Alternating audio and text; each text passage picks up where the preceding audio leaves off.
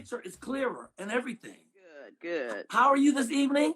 I am, like you said, supercalifragilisticexpialidocious. Come on. I remember Mary Poppins. That was one of my favorite movies as a kid, and I loved the soundtrack when I was a kid. I love it too. Dick Van Dyke was always great in everything. It seems like you look lovely. How was the Manny Panty? The Manny Panty was wonderful, thank you, and much needed. I thought about that when you said it. My oldest brother had never had one, and I was in Chicago like 4 years ago. I said, "Man, let's go get a pedicure." I don't get no pedicure. Men don't get pedicures. I had to talk him into it. Did he have rough feet? His feet looked like monkey knuckles. You hear me? It looked like the toes was mad at each other. They just all balled up. But when it was over, he was loving it. He was like, "I ain't never felt nothing like that before." And I was like, "Bro, you need to love yourself like that on a regular basis." It ain't nothing better than getting your feet rubbed and washed by somebody else. And a massage. Somebody who knows what they're doing. I like it when they dig and they get all that and cut. I love it. Ooh, I love me a good pedicure and a manicure. Me and Kelly got an in-house massage the other day, and the guy stopped and showed me how to rub her certain ways when I'm giving her the massage. Oh, okay. That was really good on the one hand, but on the other hand, now you got to work, brother. You get too familiar. You get a little too familiar. Now you got to work, brother. I love you. I love your work. I love who you are as a person. And we were talking earlier, some of my friends, producers, and we were saying what we love most about you is that you're more than relevant. I mean, you're not just relevant. You own it.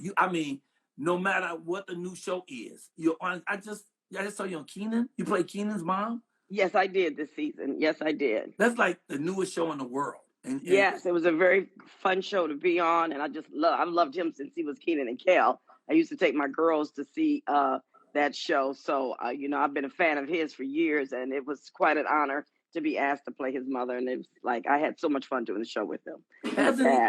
Hasn't he always been nice? Oh, he's just seriously, he is like genuinely one of the nicest guys you'll ever meet, and hasn't changed since I knew him when he was doing Kenan and Kel. Never got the big head. He's just calm and just chilled. He's a pleasure to work with. And we were saying that you're both beautiful and relevant. I told you I had to tell you this. I was on your web page, right? So when I get to your web page, it has this, right? All the shots of you. Oh, okay, yeah. So I hit the picture right here. I hit the picture right there. I had to see that picture because I know if you hit the picture get bigger, right? So it takes you to the picture.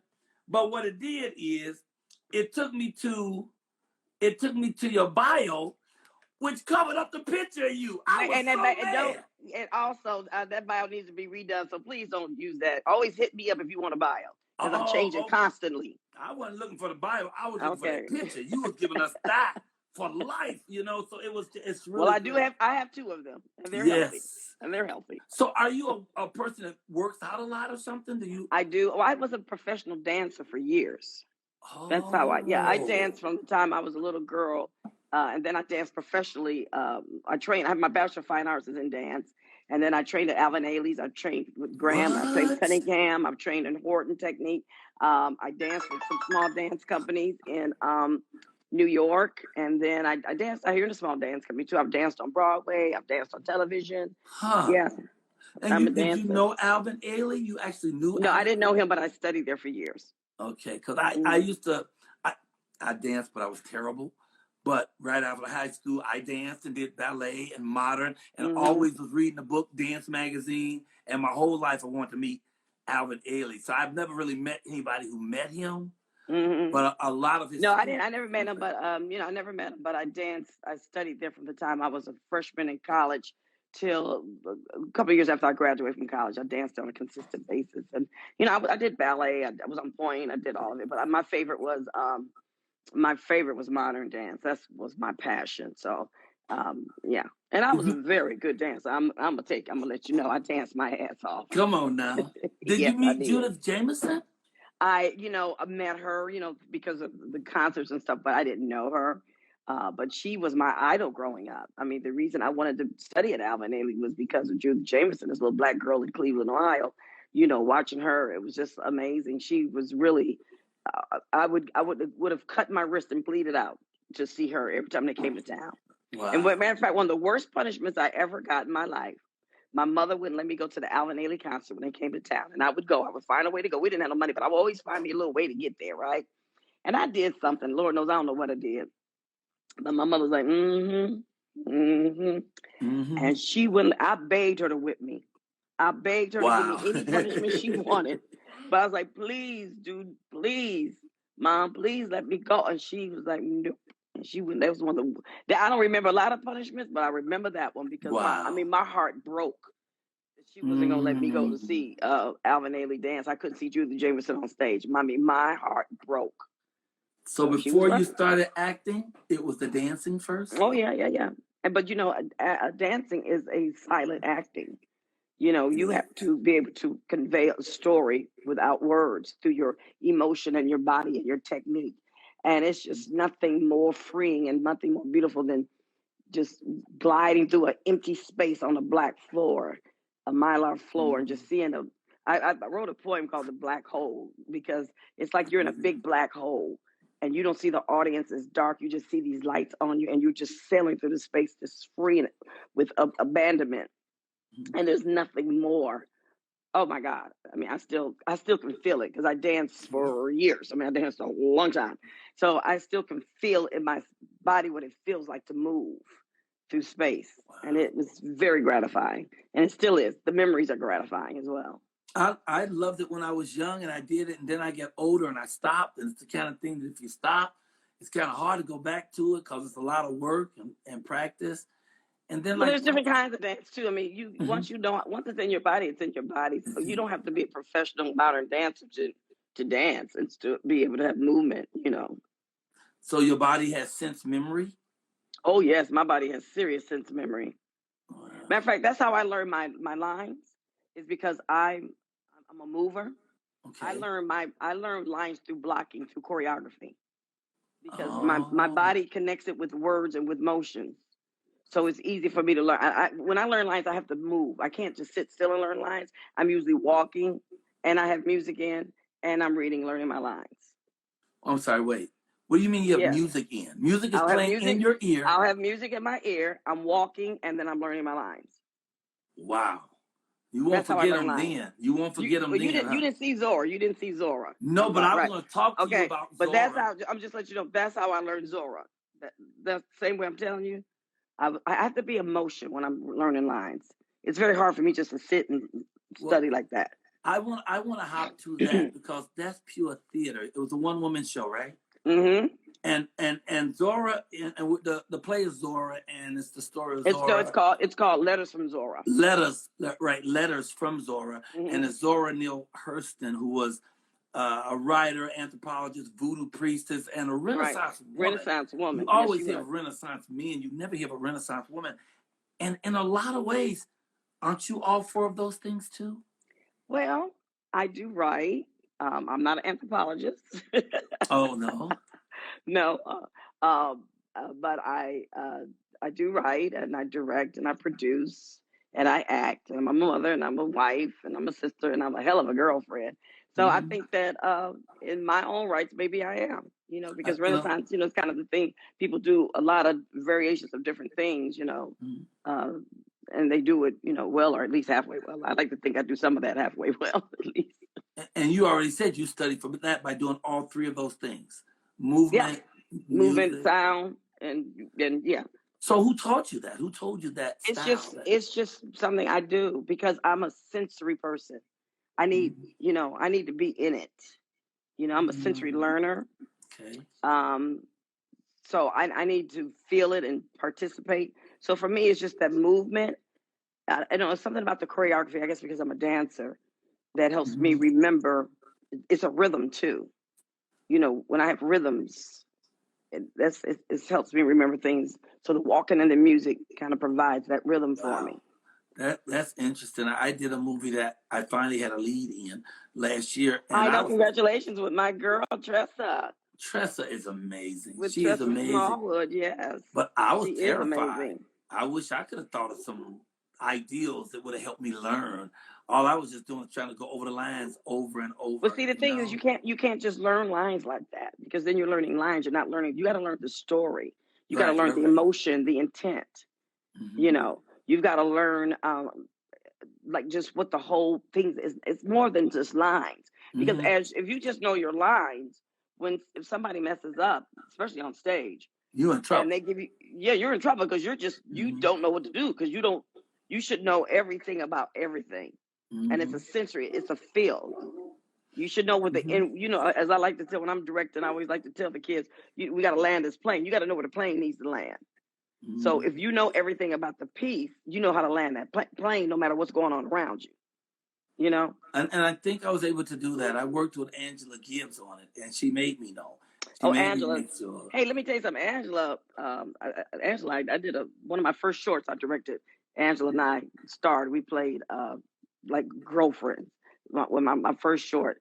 And I've been trying to find a project for me and her. I just love her. And she has come over here and coached me. So trust me.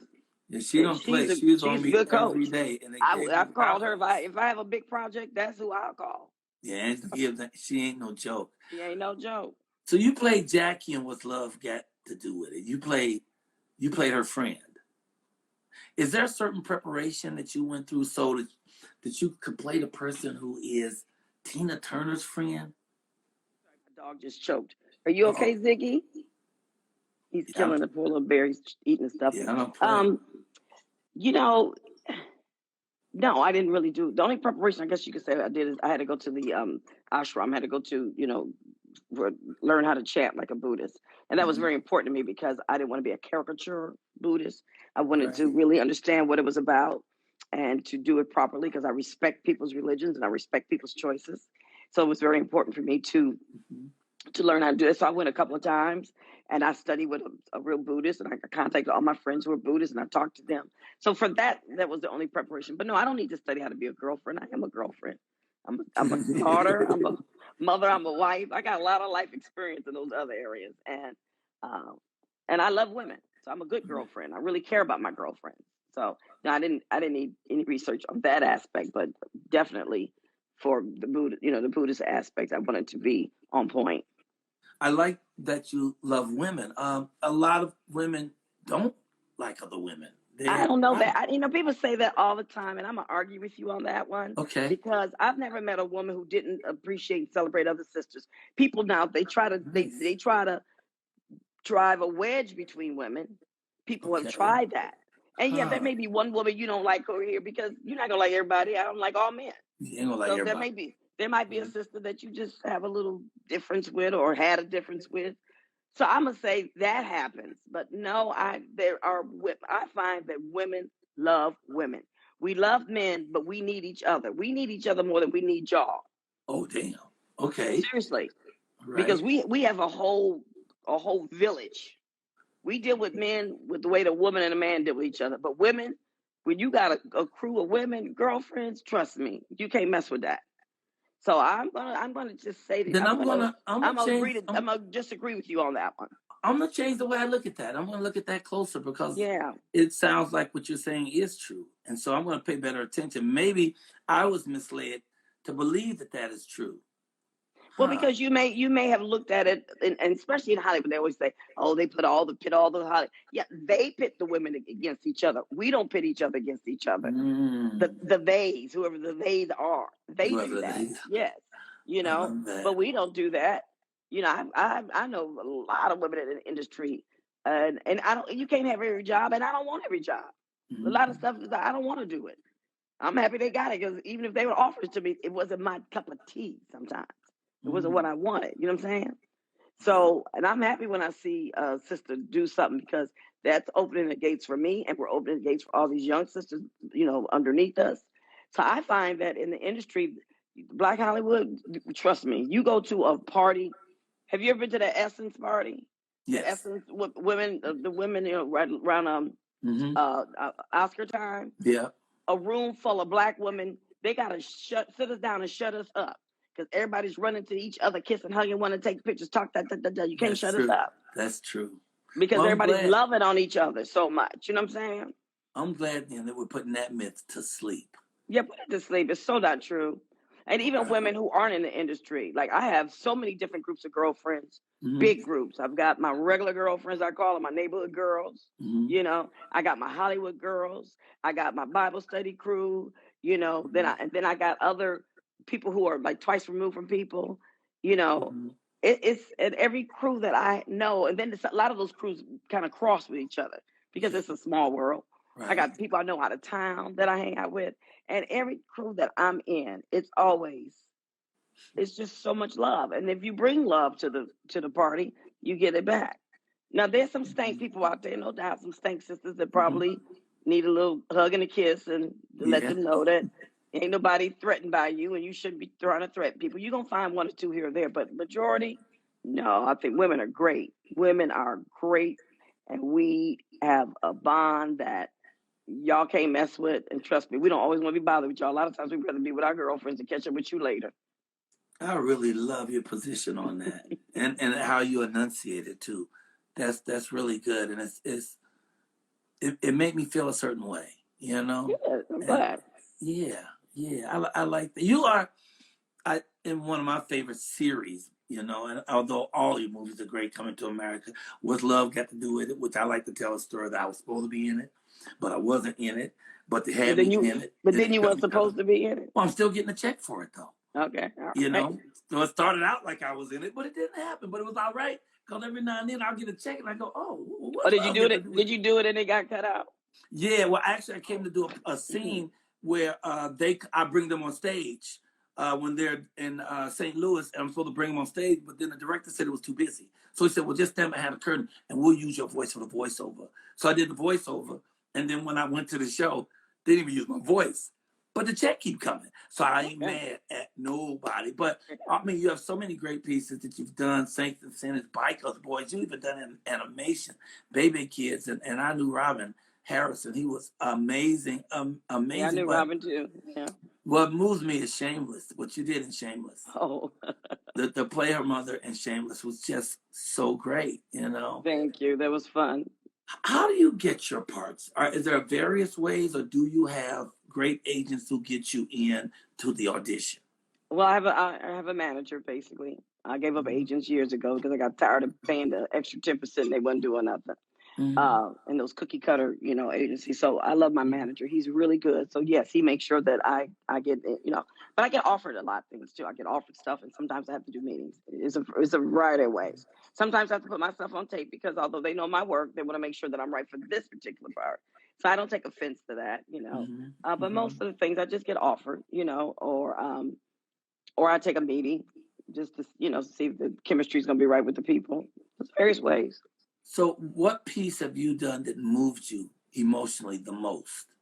My one-woman show. Zora? That has moved me emotionally the most out of everything I've done. I hate to tell you. Yeah. And you probably put the most work in that. I put a lot of work in it, but it's just so beautifully written by Gabby Alpina. She's a literary teacher, but she's also an author. She has a couple of books out. And she's a beautiful writer. I mean, this sister's she writes, it's like poetry, this play. And I get so excited. As a matter of fact, this year I'm trying to do it, but we're going to tape it and put it out on the net because we were trying to, you know, the pandemic messed us up last year, getting it to New York and all that. But we're going to tape it this year. So I got to go back and rehearsals for it soon. But it's so beautifully written, and it's so much texture and just ups and downs, and just it's just layered beautifully. You know, it's a plethora of emotions. It's layered beautifully, and I get so deeply embedded in it and invested in it that when I do it, it takes over. It just takes over me, and it takes me on an emotional ride every time I do it. And it's one of the hardest things I've ever done because it's like a 30-page monologue. Once I start, it's 32 pages to be exact. Once I start talking, I don't stop.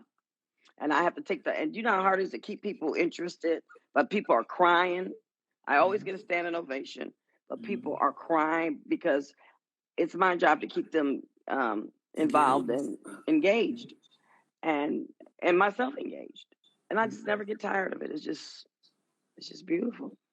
So yeah, that's I hope you get a chance to see my one-man play because I saw it. I went to you, but you saw it. You know, I came to that rehearsal that time that you had a big. Right. Yes, I came to the rehearsal. Right. Mm-hmm. Well, it was for me the same thing. It meant everything It meant everything. I was so connected to it, and it moved me in so many ways. That I became a part of that story, which was my story, but I was actually living it. I had never lived it out loud like that, and it just meant it meant the world. So, is theater what you would prefer to film? I like them all for different reasons. You know, Okay. they're all. I like all the mediums. I love theater. I was in 2 Broadway shows. I was in the original company of Dreamgirls, and I was at a Broadway show called Bring Back Birdie. We opened on a Thursday and closed on a Saturday. That was my first Broadway show. I've danced and I've done a lot of off Broadway. I've done a lot of plays, and that is a medium that is just different from everything else, and it's so great. And how you learn and how you grow, and that is amazing, because once you start talking, it's on and popping. You can't go cut. So what you learn from that is incredible, and it helps you in your film and television career. And I love film. I love doing movies. I like directing movies, and I like television. So depending on what I'm doing, for what reason I'm doing, but I like character-driven pieces where the characters are, really have something invested, and it's just like not fluff. I like character-driven pieces. So, how supportive then was your family coming up with you doing your craft, your art? Because I think that is so important for people to have people who support them to be able to do this. Because I know a lot of artists who try to do it, but they have so much struggle from their parents or their spouse that they can't really just take off, So how important is that connection, the family? Well, I grew up poor in Cleveland, Ohio, so nobody knew anything about entertainment. My mother, nobody knew anything about entertainment, but it was such a passion of mine. When you see a little kid who would literally die if you don't let them do something, I was that kid. So my mother found the best way she could. I started a place called Caramel House. It's the oldest regional theater in the country. It's a black, I don't know if you've heard of Caramel House in Cleveland, Ohio. That's where I started. And my mother had to find a way. Matter of fact, she begged them and they put me on scholarship. And that's where I started my dance classes. And I loved it so much that in the summertime, I would do the plays. I'd help with the costumes. I'd do whatever. I would go there and stay all day, just whatever, So it was just in me. And they saw, my stepfather and my mother saw how desperate I was. So they found a way to expose me to the things I needed. And then when I was in college, that's when I started going to New York on summer. That's how I got my first into Alvin Ailey. I saw a poster in the School of Fine Arts advertising his scholarships, and I had no money. I didn't know how to get to New York. I had never been to New York. I was in my freshman year at OU. I didn't have no money. But I went home and I begged my parents. I begged them. And I had a sorority sister. I had just gone over, AKA Ski Week. Right. And my sorority sister lived in White Plains, New York. That ain't nowhere near the city. But I don't know that. God protects babies and fools. And unfortunately, I was in both categories at that time. So I took a Greyhound bus. They gave me like about $500. Wow. I took a Greyhound bus to New York City. On your own? On my own. How old were you? I was 19. Wow. I had never been there before in my life. And I went to that audition and I said, I don't care how many scholarships they give away. I just need one. I don't care if I'm the last one they give. And when I tell you I danced for Jesus and I got a scholarship, and that's how I got into Alvin Ailey. And so each summer and Christmas, I go up there and dance. So I didn't have, anybody not to hold me back, because nobody knew to hold me back. They just found a way to help me. And then when I got married, when I met my husband, Tony, I was already, established actress pretty much. I'd already been on My Children. I hadn't done Come to America yet, but I met him when I was like 29 years old, But I just always told him, I'm an actress. This is who I am. This is what I do. So if there's a problem for you, you need to figure this out now, because I'm not going to give it up, because this is what I love to do. And, my husband's really cool. Tony's very supportive. Best. He's the best. And he's always been supportive. And, he always pushes me out there, and he always makes me go higher and just, challenge myself more. He's one of the people, when he saw Zora, he said, yeah, you got to do that. You know, Wow. he knew I needed that challenge, and 100% behind whatever I do. So I don't know what it's like for somebody to hold me back. I've always had people pushing me forward. Well, he's a blessing in your life. I want to know, how did you meet him? How did this come about? Because he is an amazing man. Are you ready? Are you ready? Are you ready? I'm ready. Well, we lost my father-in-law March 2nd. I love Fred Calloway. Yes, Mr. Fred Calloway was everything. Was a diva, honey. Mm-hmm. And he owned the whole block, Regency West, which we own, and Regency West, which we own. I don't want to go past that fast. I never met a black man who owned the whole block until I met him. Yeah, it was amazing. All right, yes, so you're gonna love this story, Michael, because you know the Regency West and you know the Comedy Act Theater. Yes. Remember Michael Williams used to do the Comedy Act Theater? I started day one at the Comedy Act Theater. Okay, I was there day one too, as a guest of Michael, because he was a friend of mine. I didn't know Tony yet. Right. And I went to every Thursday after dance class, I would go there to watch you guys perform. Mm-hmm. Every Thursday, like clockwork. Well, the manager was, wait, this is funny. And for a year, I spoke to my father-in-law. Remember how Fred would always stand back by the bar? Yeah. And every year I said, in that corner, he nodded his head, say hello. I nod my head and say hello. And that's all we would say. I had no clue that this man was going to be my father-in-law in a couple of years come forward. Wow. See how God is? Wow. Look at God. I spoke to him every Thursday for a year, not knowing this is my future father-in-law. So I'm back there by the bar watching all you guys. And the manager at the time, Thomas Owens at KJLH, yeah. T.O. went to college with me at Ohio University. But then he's 3 years younger than me. He's the same age as my husband. They're in the same Morehouse class. So when I graduated from OU, he transferred to Morehouse. And he became friends with my husband. Right. So then he's a manager at the Regency. So I go now, I'm going like, T.O., what are you doing here? And he's like, he works there, right? So he would buy me a glass of wine every Thursday. I stand by the bar and I watch the show. Well, one Thursday, Tony comes home because he's doing, the rounds. He's a resident now. He's in medical school. Right. Yeah, but he's at residency. He's a senior in medical school. And whatever they call it, he was working at Children's Hospital. Right. Yeah, he was working at Children's Hospital. So he was home like for a semester to work, Children's Hospital. Mm-hmm. And we met at the Regency West. Wow. Is that something? Wow. That Regency West is a magical place. Yes, we met at the Regency West. Wow. We had our rehearsal dinner there. My girls, of course, they own the block. That's theirs. That's all theirs now. And they had their 16th birthdays, and we've had a ton of parties, and we do Taco Tuesday there. We do a lot of stuff there, but we met at the Regency West. Wow, great man, and his dad was a blessing. Yes, he was. The whole community. He was quite a man. I would never go in there without speaking to him, without telling him a joke, without that smile of his. You see it without him even being there. It's like the Cheshire Cat, who he disappears, but the smile is still there. Cool cat, honey. He was the coolest dude. Yeah. Coolest man. Blessings. And a great father-in-law and a great grandfather. I'm going to tell you, my girls, they idolized him. They still do.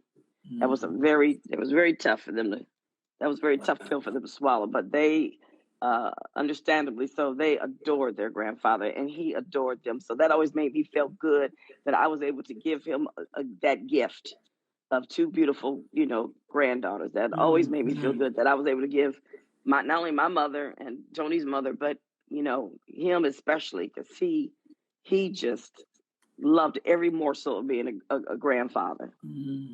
I love that too. Being a granddad is a great thing. Look, I'm not a grandmother yet. Not yet. Are you not rushing it? Are you? Not when it's time. No, because I'm busy right now. I wouldn't be able to help him out right now anyway. I'm too busy. You are busy. But look how full circle that went, though, because you end up doing Bebe's kids. And Robin Harris really got to start. Okay, that's a funny story. Mm-hmm. You won't hear this one.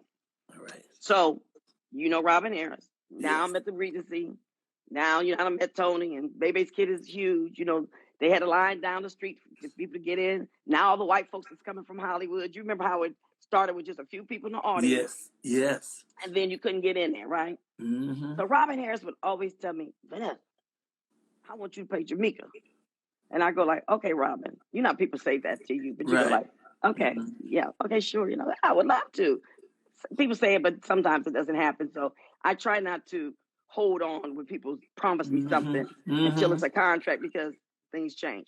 And he would say it all the time, Vanessa, I want you to be Jamaica. I'm like, okay, Robin. He said it for, like for a couple of years while they were trying to develop it. He dies, right? So now Baby's Kids is coming out. So I have to go in and I get an audition. And the Hutland brothers are now doing it. I go in an audition and I get it. Wow. I said, wow, Robin, you were serious. You really wanted me to do this. Then Hutland brothers had no clue that he had been telling me for the last 2 years or so. That's the part he wants you to play. That was the part he wanted me to play. Wow. Okay. I have questions in this question box. May I jump in and ask them? Yeah, sure. Okay, cool. All right. When did you find yourself getting tense? Or when you find yourself getting tense in scenes, what do you do without asking them to cut? Let me see if I understand this right. When I find if I'm in an intense scene, if the scene is intense. Yeah, and it's tense, and you what do you do if you get in a tense situation while you're in the scene?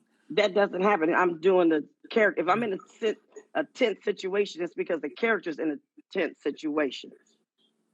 Okay. That's how I study. And you certainly can't ask nobody to cut anyway. How you? No, I don't cut. If I'm in an intense scene and the character is tense in an intense scene, then I'm on the right path. So you play it out. You listen to what the other person's doing. Exactly. You stay open and loose so that some new things can come to you, and you respond in a real way. So, exactly. And then when the director calls cut, we figure out how we can make it better or what we need to tweak or whatever. But no. And even if you mess up, as an actress, sometimes we mess up, we take a beat and we start right over again. We don't have to say cut because you know how to edit.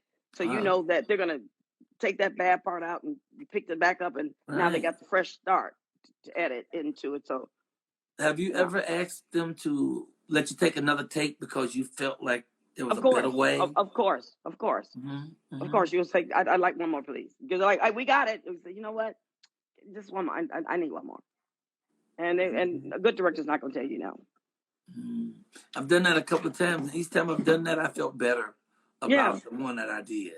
Well, and for me, sometimes it's not that the one before was not good. It's just that something occurred to me while I was doing it that I wanted to try to see if I could make it even better. And it's not like it's film anymore, so it's not like you're burning film. It's all so digital and everything, so it's just a matter of a little time. Okay. Some people still use film, though. Some people still use film. Go ahead. Okay. The real Zaire says, I love you. Mojay wants to know, do you still dance? You know what, Mosey? I don't really dance, not the way I used to. No.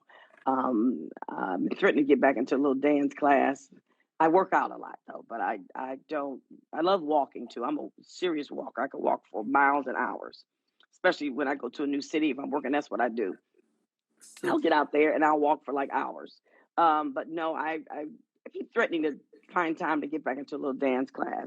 It would be fun. But I danced so long. I just stopped taking dance classes maybe 5 years ago, maybe 4 years ago. I stopped taking dance classes. And I've danced so long that it's like I don't really miss it sometimes because I really fulfilled that part of my life. So I'm good.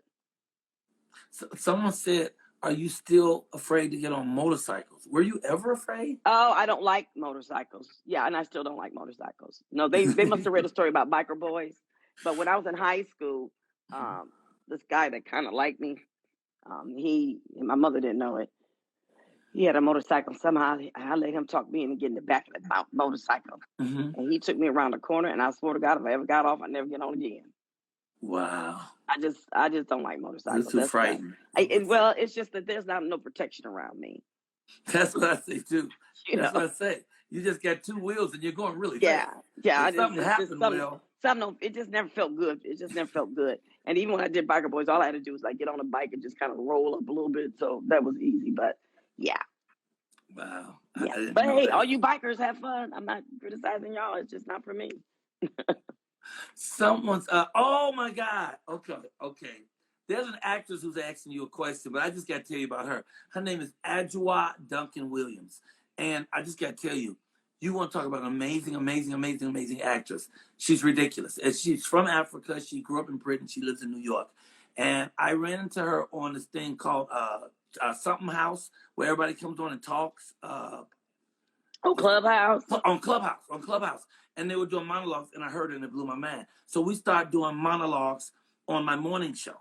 And she came into the monologue, and I'm telling you, you couldn't breathe. She was so amazing. And I just want you to know her name, Adjoa Duncan Williams. She is awesome. And she asked the question. She says, thank you, Mrs. Calloway, firstly, for your catalog of such groundbreaking work.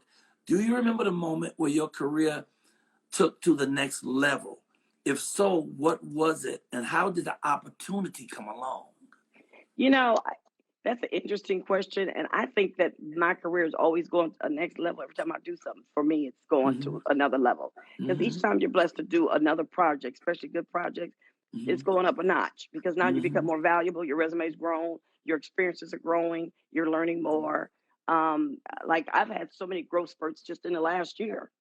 So many, doing the stuff that I do, but still, that's why you got to stay open and loose and receive it stuff when it comes to you, that's a very interesting question. And I mean, yeah, of course, there's jobs that may have made me more visible to the public, but it's not. Ziggy's pulling on me. What's Ziggy? They've made me more, visible to the public. Come here, Ziggy. Want to say hi to What kind of puppy do you have? Come here, Ziggy, man. Come here, Papa. Come here, Papa. Now he's being shy, but he wants me to play. Come here. I'm gonna throw this for him real quick. There you go. So it may have, give me more visibility to the public, but it wasn't necessarily the thing that made me bigger. Does that make sense? Does to me. It's just like the people just happen to catch me at that time, and then they go, "Oh wow, look at her." But I had already been growing and stuff. But that's a very good question. I'll have to think about that harder one day to see. But I would say definitely All My Children was something that took me to the next plateau when I did that, because I was doing Broadway and I was doing a lot of TV commercials, and I was doing a lot of theater and off Broadway, and then doing All My Children back in the 80s when there wasn't any black folks on soap operas hardly, with Debbie Morgan and Darnell Williams doing that really gave me like a more visibility and more cachet, I guess you could say, and that it led to other things. So that's definitely one of them. Yeah. I don't know Darnell. I sure love Debbie. Yeah. We're still friends. Yeah. How long were you on that show? I was on it twice. I was on there first time, I don't know, like not quite a year, and the second time, first time maybe a year, over a year. Yeah. The second time I was there like 6 months. But the second time I had just met Tony, so when they wrote me off, I was happy. I was like, and they had signed me up for a 3-year contract, and I was not trying to stay in New York and do that show for 3 years. I was like, so when they're like, oh my God, the character, I said, it's okay, but bye. I went running out of New York so fast. I'm like, I can't get married doing All My Children here, and I didn't like what they were doing to the character anyway, and where they were taking the storyline. So I was very happy when they wrote it out. All money ain't good money, y'all. Yeah. And listening to you talk, there's a recurring theme that keeps jumping up to me, and it keeps saying, it's all about how you look at it, Because you look at things in such a way that it makes even the things that could be not beautiful or could be not perfect, it makes them become perfect because you look at them in this positive light. Yeah, because everything's already written, Michael. You just have to show up. Everything's already written. You just have to show up. And everything is a stepping stone to the next thing. I was placed to do All My Children, and it brought me back to New York. Literally, my first date with Tony was like around December 17th, 1986. And I went back to New York Christmas Eve. I was back there to start after the New Year on All My Children. And I went back to my old apartment, went back to a job that I had already done. But it was something, now it's different. Now I already knew I was in love, and I didn't really want to stay there because he was going to graduate in June and move back to LA. And I wanted to come back to LA where I knew he was going to be. I was like, I can't get married in New York right now with doing this. That's right. So It was a reason the storyline wasn't right. It wasn't working because God needed to put me there so that I had, I could make that money with some good money and I could keep my visibility. It was giving me more, visibility, more cachet. But I didn't need to stay there. So once I got what I needed from that, it was time to move on. I love that you said everything is already written. You just got to show up. It's already written. You just got to show up. I love that. Okay, wait. Let me look at your time. Okay, all right. Maybe about 10 more minutes, okay? All right. All right, cool. Adriel, that was a very good question. It brought a wonderful response. So many people recite your roles back to you. And which one do they and they actually think and they actually think I should remember them during lines, y'all. I don't remember them lines. Once I say it, it's gone, baby. There's other stuff up in here. The one they like to do, of course, the main two is bark like a dog or whatever you like. Mm-hmm. And then, of course, Namio Roll Cake, Kill. Sorry, y'all, I forgot that too. But more importantly, like five. You know what I'm talking about? So between What's Love Got to Do with It and Coming to America, I would say it's a toss-up because that's what people come and say all the time. And they want me to do it. It's like, dude, they paid me to do that. And I'm not doing this to entertain you on the street, somebody I don't know. And I don't do that. Thank you for the compliment, but that's not what I do. I'm not doing that. Yeah, step off. I'm lying. Yeah, step off. Say hi and keep it moving. Vanessa is one of the examples of Black beauty's timeless beauty.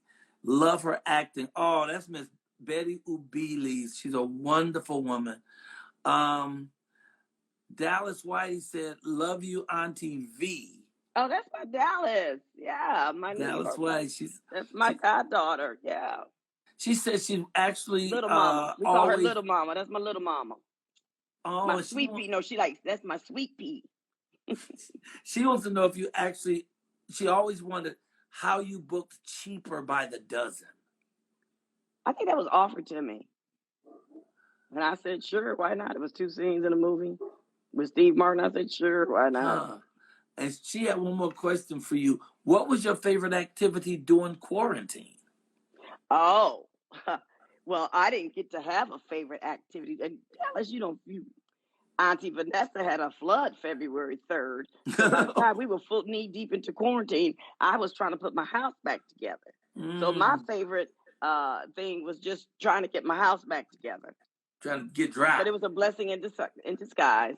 But yeah, it's all good now. But yeah, I was dealing with a flood and one working TV, and the only place we could sit was the kitchen. My bed was in the living room with dressers and stuff. It was like Beirut. Wow. It was like Beirut in my house. But it's all good now. We're all good now. It's all good. 3 last questions. I'm gonna let you go. Okay. Okay. First one, yeah. Were you that's 2 questions. Have you ever tap danced? Yes, I was a tap dancer, and that's the only time I got fired from a job. Really? What was the job? Cotton Club. Gregory Hines is a dear friend. Well, was a dear friend of mine for many years. He was a dear sweet, and he always looked out for me. And I did other work with him. But I always said I tapped. I was an apper, kind of, An apper? Yeah, I always say that I really didn't deserve the tea. So I was more of an apper, And I did do some other stuff with Gregory. I did a commercial that was showed in Japan, and he had them hire me. And I said, okay, Gregory, I'm going to do a little something. Then I'm going to do like that, and then you take it away, which he did. But yeah, I tap danced, and I got let go from the Cotton Club because there was this real complicated, little dance. It just was real. It was what it was. Well, how wonderful and beautiful a man was Gregory Hines. Oh, my God. And to know, when I tell you, to know him and to be a close friend of his. I remember one time I was in New York, and I was pregnant with my second daughter, and I had Ashley in a stroller. And we met for coffee or something because he wanted to see the babies, and we were walking down the street. And when I tell you, I learned so much from just walking down the street with this man. Everybody stopped him. Everybody wanted a piece of him. They'd stop him, and they would talk to him, And I watched how he dealt with his fans. And it taught me so much. And he was so kind and so patient. And he had a way of turning it around on them. He said, "This is what you do. And if you remembered one thing about you, but how's your mother?" And people really love to talk about themselves. You know that. Right. He turned it around and he made it all about them.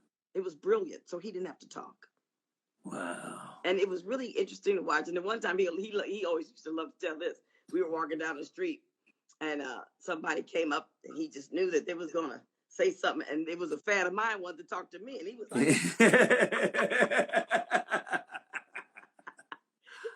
in New York, we were in New York. I think I was on a soap opera or something. I think I was on a soap opera at the time. And we were walking down the street and it's like, he said he was ready for his fans, but it was somebody for me. Yeah. Saw the earth. Last two. Someone said, "Love you, Soror." Oh, Ski Wee. And how much fun was Shameless? Good. I want to ask that question too. How much fun is it working with that group? Those actors? Well, my storyline was always with Shanola Hampton, who I simply adore. The girl playing your daughter? Simply adore her. She is a force to be reckoned with, baby. You're gonna be hearing a lot from her coming up. What's her last name? Hampton, Shanola Hampton. Okay. You should get her on your show. I'm gonna try. She is a force to be reckoned with. This young woman and mother and wife and just powerhouse. You're going to hear so much from her. And fine as a woman needs to be. She ain't got to go no further. She can stop right there. Her energy is infectious. I wish you all could meet her, really know her, because she doesn't seem to be really embedded in the Black Hollywood community, which I find just a shame because people really need to see and know more of her. She's infectious. She's just, her energy is contagious.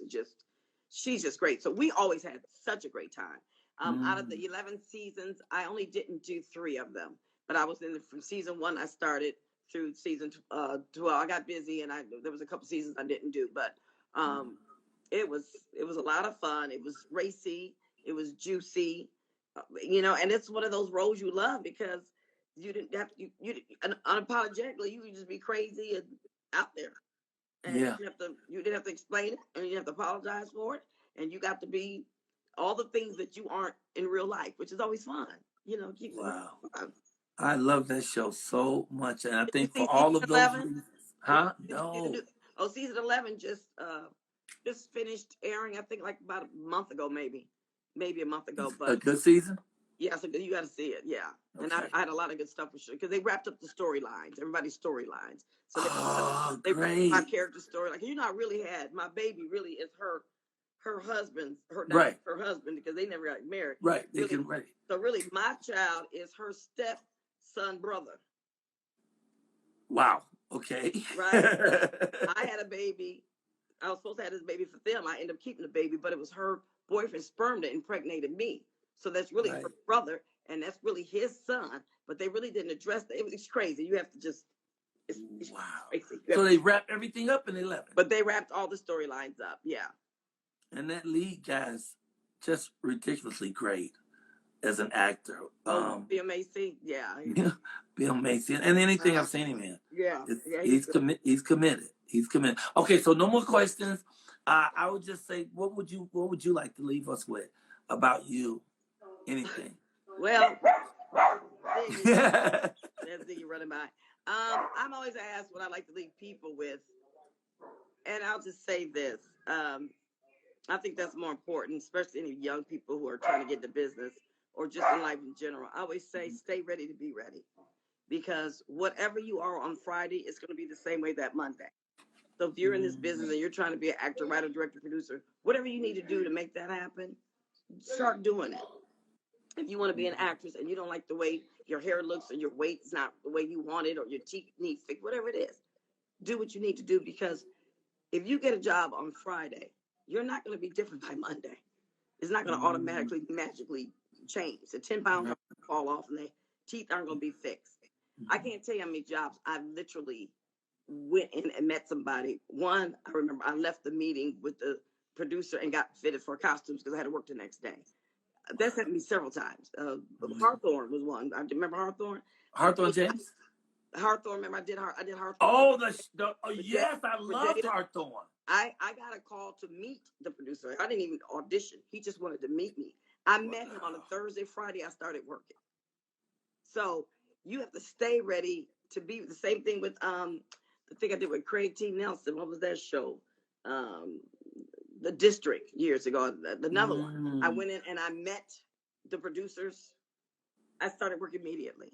So you got to stay ready to be ready because you don't have time to get ready. That's right. So whatever that means to you, you know. Wow. It means a lot to me. I like it. I appreciate it. I appreciate you so much. Thank you for taking real time. You owe me a favor. Yes. I owe you. I can't wait to pay it. What can I do for you? So Tony is going to be, we're going to be starting at the Regency one Friday a month. We're going to start doing comedy again. So, come and hang out. I would be honored to do anything you want me to do there. I love the Regency. I love Tony. And I love you. So that's easy. That's all you Michael? Need. Michael, come here. Michael just committed. Come here, baby. Heck yeah. He said, okay. He hollered back, okay. Oh, no. I'm in. I'm in there like swimwear. You can put my picture and name on the flyer right now. He said you can put his picture and name on the flyer right now. He's in.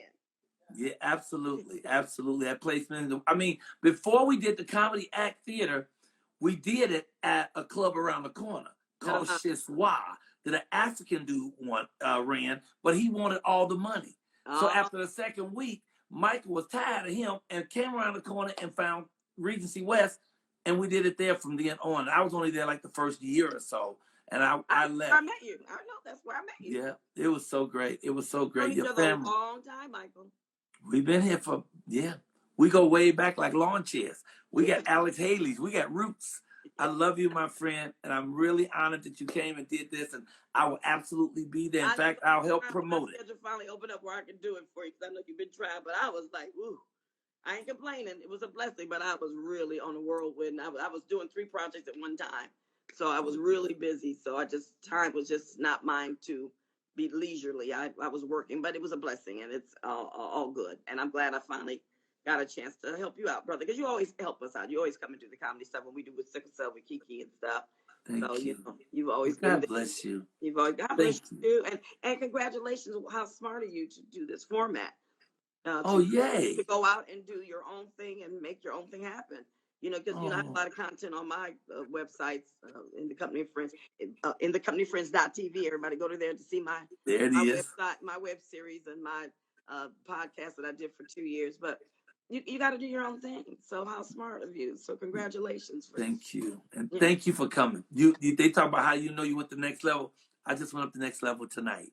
Thank you. I appreciate you so much. God bless you. I'm happy that I showed up for you, brother. How about Yay. Me too. And I can't wait to come to Comedy Act to do some stuff. That would be great. Okay. But we're not going to call it Comedy Act. We're just going to be probably Comedy at the Regency or something. Yeah, it's not Comedy Act no more. Yeah. That's how long it's been since I've been there. So, okay. Yeah. I get it. I love you. I appreciate you, sister. And thank you again. And thank you to all your, I guess, viewers or listeners. They was all there. I cut off the comments when my guests are there because I don't want words on your face, But a lot of people just let the comments roll, but I take that off. So we'll throw that on for a second so you can see the people sending their love. Yeah, but thank you to everybody who tuned in. I appreciate them caring enough to hear me and wanting to see what I wanted to share. So, because, hey, don't nobody show up, then it ain't a show, right? It came out. Yeah. God bless you. Thank you. Have a good night. And hug Tony for me. Okay. Bless you. Take care now.